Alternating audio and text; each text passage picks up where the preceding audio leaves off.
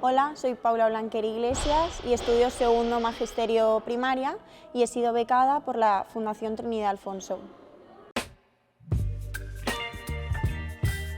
Bueno, esto ya me viene desde muy pequeña. Yo recuerdo que yo me ponía una pizarra en mi habitación y me ponía ahí a escribir y a decirlo en alto como si hubiesen alumnos, por así decirlo. También en clase siempre me ha gustado ayudar mucho a mis compañeros, a explicarles las cosas, y fuera del ámbito del colegio sí que daba clases particulares a niños, entonces me viene ya desde muy joven. Actualmente estoy en las prácticas y estoy muy contenta, es lo que me gusta estar con los niños, ayudándoles, explicándoles cosas. Compaginar el atletismo y el estudio es un poco complicado, pero bueno, soy muy centrada, entonces intento organizarme dentro de lo que cabe.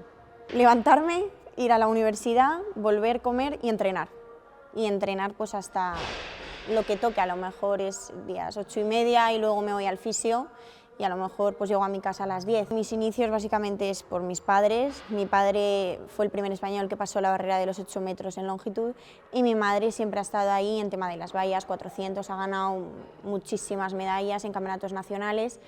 Entonces me vienen de ahí, me inculcan un poco lo que es el atletismo y yo pues poco a poco voy haciendo y me enfoco en las dos pruebas que es lo que más me gusta, que es la longitud y las vallas.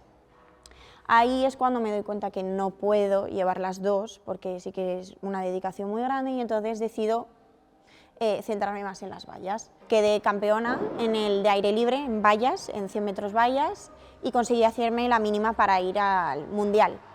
Y entonces ahí en el mundial fui como poco a poco, ¿no? Pasé la eliminatoria, ya me quité una, la semifinal, y en la semifinal hice el récord de España, entonces eso para mí fue un subidón. Y de repente me encontré ahí en el mundial con jamaicanas, con estadounidenses, con todo tipo de mundo, y ahí pues no me salió tan bien esa carrera de todas las que hice, pero aún así llegué y quedé sexta, o sea que estoy muy contenta.